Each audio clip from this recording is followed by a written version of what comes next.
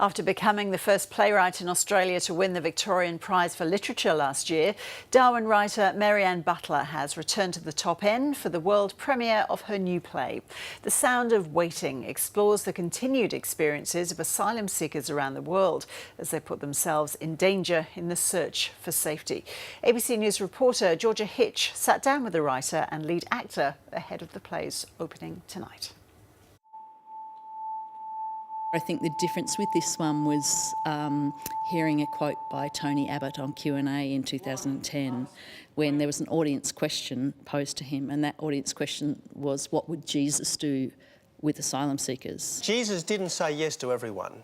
I mean, Jesus knew that there was a place for everything, and it is not necessarily everyone's place to come to Australia. And I remember this lightning bolt of fury hitting me in the chest, and you know, the anger that somebody would use their personal Christian framework in order to justify their political perspective. And given that Jesus, we're taught, was a character of compassion and empathy, and that he uses this character to sort of justify his own, what I felt were unempathic policies and heartless policies. I forced myself to not think about the past. The shame, A hot day, the fear, a shoelace, the unknown terrain, a child's shoelace, just craziness left, flickering inside. the knot undone. Jesus, I'd rather die. It sat with me for a year. I felt very strongly that I didn't have the right to write it because it wasn't my story to tell. And then after a year of sort of grinding my teeth at 3 o'clock in the morning, I thought, it's absolutely my story to tell. This is my country too. Through roads and forests and fields of rice. Often it feels like here's another Anglo-Saxon writer who's Googled poor refugees, hit enter and read 7 articles and then copied and pasted them into a play or a script.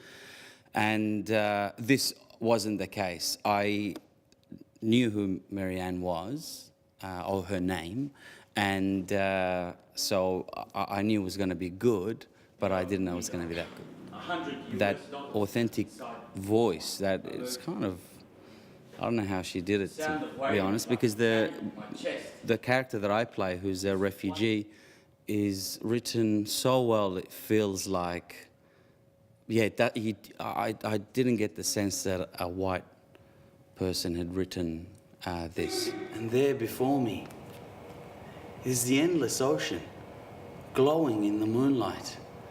I've never seen water like this, so free, so full of promise.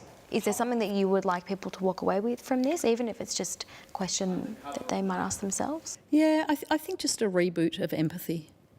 It's that. I think empathy is one of the most powerful tools we have as human beings, and I think it's easy to lose the sight of that or lose the connection with that. There's a line in the play where Hamid, the character, refers to small acts of kindness together can fuel a whole world, and I think it's that. You know, if we all kind of tap into the small acts of kindness that we can offer, then the world will be filled in a more positive way.